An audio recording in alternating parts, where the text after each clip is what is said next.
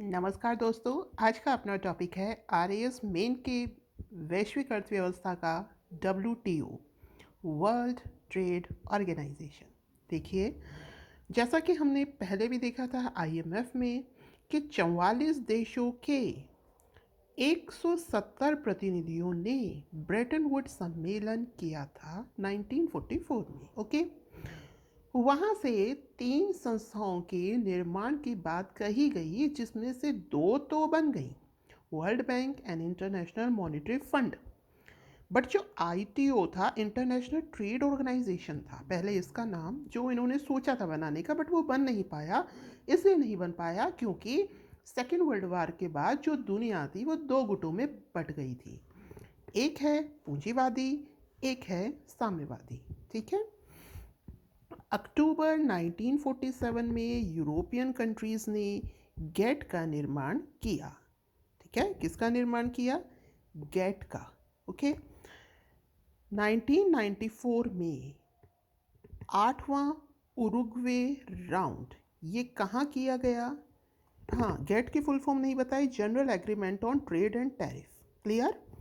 तो 8वें Uruguay round में हुआ, उसमें माराकेश समझौता हुआ 1994 में। जो 8वां उरुग्वे राउंड हुआ किसका? गेट का, general agreement on trade and tariff.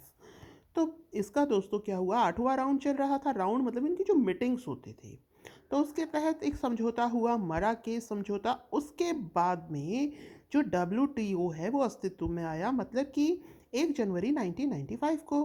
Clear? अच्छा जी। अब ये गेट फेल क्यों हो गया?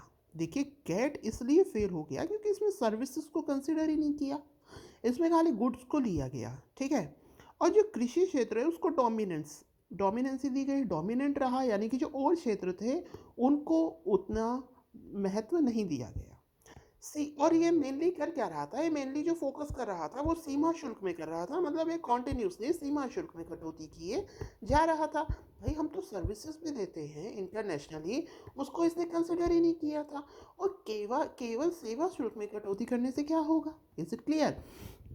तो इन्होंने जो 8वां इसका राउंड था, जो 8वीं मीटिंग थी, उरुग्वे राउंड जिसे कहते हैं, उसमें इन्होंने किसकी प्रस्तावना रखी? डब्ल्यूटीओ की। तब जनवरी 1995 में डब्ल्यूटीओ की स्थापना हो गई। अब हम देखते हैं इसके सिद्धांत, that is most favourable nation, MFN. ये क्या है? इसके तहत भेदभाव रहित व्यवहार, मतलब इन्होंने कहा क्या? Most favourable nation. पहली बात तो ये कहती कि भाई भेदभाव रहित व्यवहार करेंगे, लेकिन फिर ये एमएफएन का क्या मतलब है? इसके लिए इन्होंने कुछ अपवाद बताए। कैसे?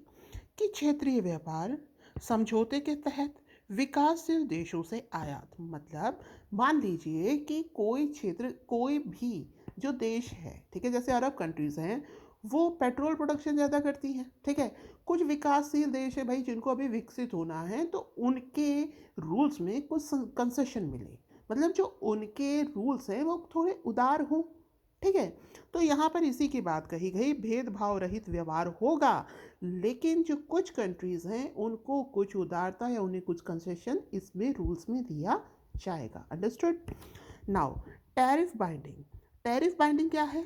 शुल्क की अधिकतम सीमा, कि मैक्सिमम जो शुल्क दिया जाएगा उसे बांध दीजिए, नहीं तो कोई भी देश कितना भी शुल्क लगा सकता है कि नहीं? तो क्या कीजिए, जो टैरिफ है उसकी बाइंडिंग कर दीजिए कि जो मैक्सिमम शुल्क है वो इतना ही दिया जाएगा, उसके आगे नहीं दिया जाएगा। आगे है नेशनल ट्रीटमेंट। सभी देश उत्पादों व सेवाओं के साथ समान व्यवहार करेंगे, मतलब उत्पाद और सेवाओं के साथ जो सभी देश है वो समान व्यवहार करेंगे, सभी को इक्वल प्रायोरिटी दी जाएगी। हाँ जी। आगे है डब्ल्यूटीओ आयात के लाइसेंस जारी करता है। करता क्या क्या है इसके अलावा? देखिए, आयात के लाइसेंस जारी करता है, मतलब कि किसी कंट्री को किसी से आयात करना है तो उसका लाइसेंस हमें कौन प्रोवाइड कराएगा? डब्ल्यूटीओ। स्वास्थ्य, सुरक्षा, पर्यावरण घटकों को सुनिश्चित करने हेतु संरक्षण प्रदान करता है। ठीक है। स्वास्थ्य के, सुरक्षा के, पर्यावरण के जो भी घटक हैं उनको सुनिश्चित करने हेतु क्या करता है? संरक्षण प्रदान करता है, मतलब ये भी किसके क्षेत्राधिकार में है? डब्ल्यूटीओ के क्षेत्राधिकार में आते हैं।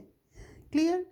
आगे है डब्ल्यूटीओ ने वैश्विक व्यापार को नियंत्रित करने हेतु कुछ समझौते कर रखे हैं। मतलब उसे तो वर्ल्ड वाइड जो ट्रेड हो रहा है उसको कंट्रोल करना है, तो उसको कंट्रोल करने हेतु इसने क्या कर रखे हैं, कुछ समझौते कर रखे हैं। जैसे कि प्रत्येक देश आयात शुल्क को कम करेगा, अधिकतम दर तय करेगा। मतलब कि एक कंट्री क्या कर रहा है, इंपोर्ट कर रहा है, ठीक है, एक्सपोर्ट भी कर रहा है। तो जो आयात शुल्क है, देखिए अब कैसे, देखिए होता क्या है, मान लीजिए ये आपका देश है इंडिया, ओके। अब यहाँ पर जो विदेशी कंपनियां, मान लीजिए हम जूते की बात करते हैं, जैसे कि मान लीजिए एडिडास है, नाइकी है, और हमारी खुद की कंपनी है बाटा वगैरह। तो हमारी कंपनी के जो जूते हैं वो यहाँ सस्ते मिलते हैं बजाय एडिडास और नाइकी के। ऐसा क्यों? क्योंकि जो इनपुट ड्यूटी है वो सरकार ज़्यादा लगाती है, जिससे कि जो विदेशी माल है वो इंडिया में महंगा मिले, जिससे कि जो हमारे लोग हैं वो हमारा सस्ता माल ही खरीदें। नॉर्मल जो लोग हैं वो क्या करें, इंडिया का ही माल खरीदें, ठीक है। तो इन्होंने कहा तो ये जो आयात शुल्क है उसको कितना भी जो देश है एडजस्ट कर सकते हैं। तो यहाँ लिखा है प्रत्येक देश आयात शुल्क को कम करेगा। ये नहीं कि आपको अपना व्यापार बढ़ाना है इसलिए आप दूसरे देश का जो सामान आ रहा है उस पर कितना भी आयात शुल्क लगा दें, उसको आपको कम करना पड़ेगा। उसकी एक लिमिट तय की जाएगी, ओके। ट्रिप्स ट्रिप्स क्या है, सॉरी, प्रत्येक देश कॉपीराइट, ट्रेडमार्क, पेटेंट हेतु उपयुक्त कदम उठाएगा, ठीक है। ट्रिप्स में क्या बताया गया कि कोई भी देश है, आप कॉपीराइट मतलब कोई भी चीज़ कहीं पर विशिष्ट है, वो उसकी पहचान, उसका जो हक है केवल उसी का है, उसका नाम, उसका लोगो, सिंबल, ओके।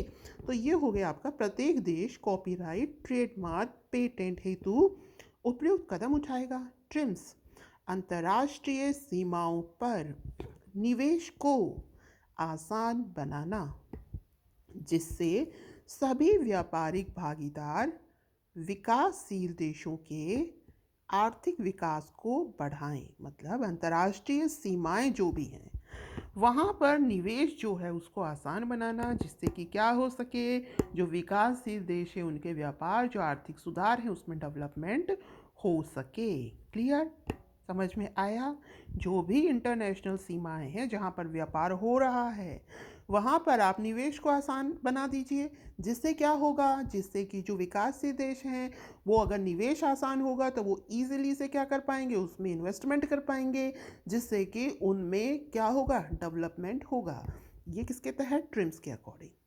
आगे है GATS, general agreement on trade in services, ठीक है। सर्विसेज भी तो ध्यान रखिए, हमारे तो देश का जो मेनली देखते हैं विदेशों से जो आमदनी होती है वो सर्विसेज के भी तो थ्रू होती है।